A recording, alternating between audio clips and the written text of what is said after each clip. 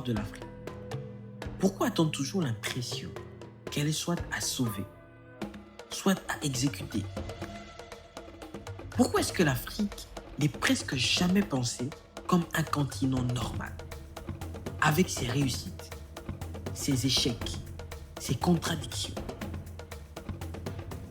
Et si le vrai problème, ce n'était pas l'Afrique, mais la manière dont on la regardait? Aujourd'hui, on va essayer une chose simple, mais difficile. Penser l'Afrique sans la caricature.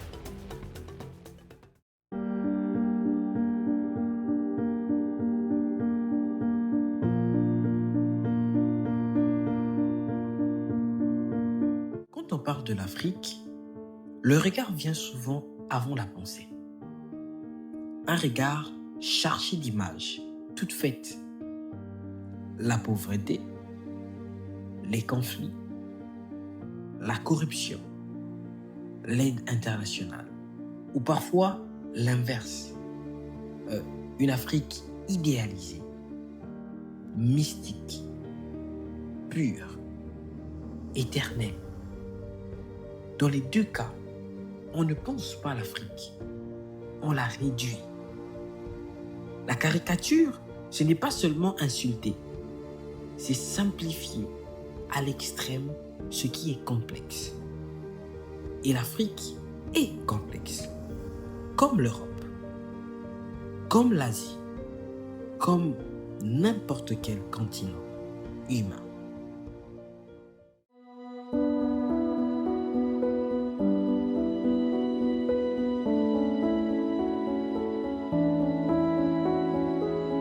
Première erreur, parler de l'Afrique comme si c'était un seul pays.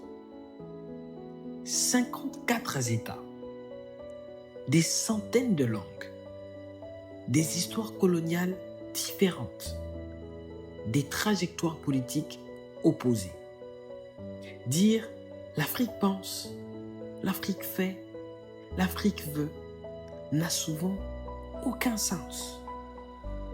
Penser l'Afrique sérieusement, c'est accepter qu'il y a des Afriques et que parfois, elles ne sont pas d'accord entre elles. Et c'est normal.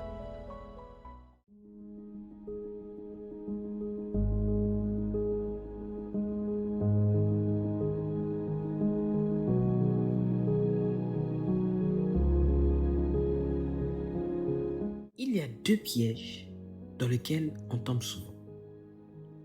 Le premier, tout expliqué par l'extérieur.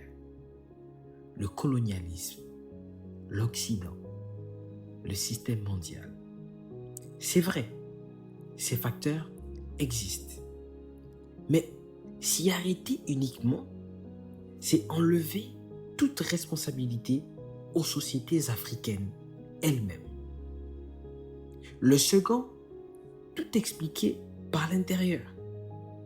Dire que tout vient de la culture, du mental, des Africains eux-mêmes. Là aussi, c'est simpliste. Penser l'Afrique sans la caricaturer, c'est refuser ces deux raccourcis. C'est accepter une vérité inconfortable. L'Afrique subit, mais l'Afrique agit aussi.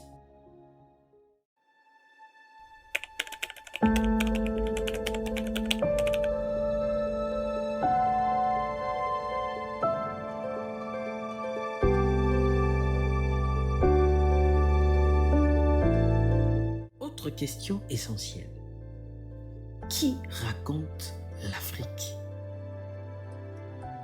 Trop souvent, ce sont des ONG, des médias étrangers, des experts qui ne vivent pas ici.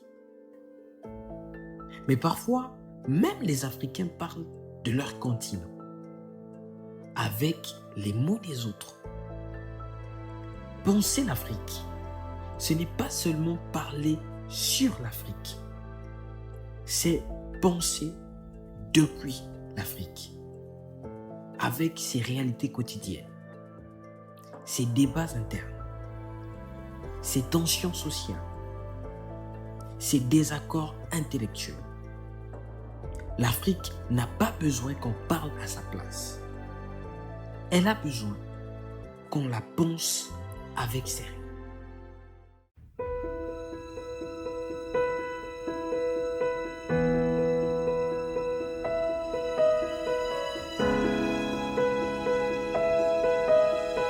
Penser l'Afrique, ce n'est pas la célébrer aveuglément, ni la condamner systématiquement.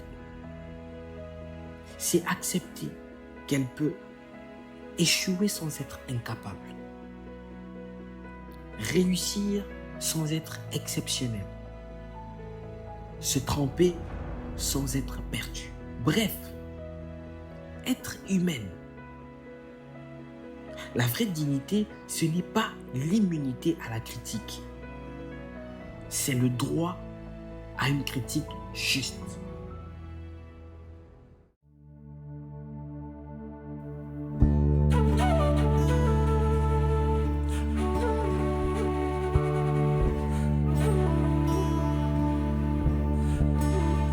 Penser l'Afrique sans la caricaturer. C'est la sortir de l'enfance éternelle où on l'enferme. Ce n'est pas la défendre. Ce n'est pas l'accuser. C'est la considérer. Et tant que l'Afrique ne sera pas pensée avec rigueur, nuance et respect, elle continuera d'être mal comprise. Pas parce qu'elle est illisible, mais parce qu'on refuse de la lire correctement.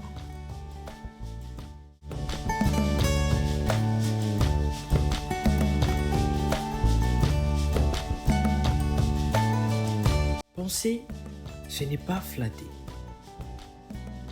Penser, ce n'est pas excuser. Penser, c'est faire justice à la complexité. Je suis Eliana Ndila et vous écoutez à travers les idées.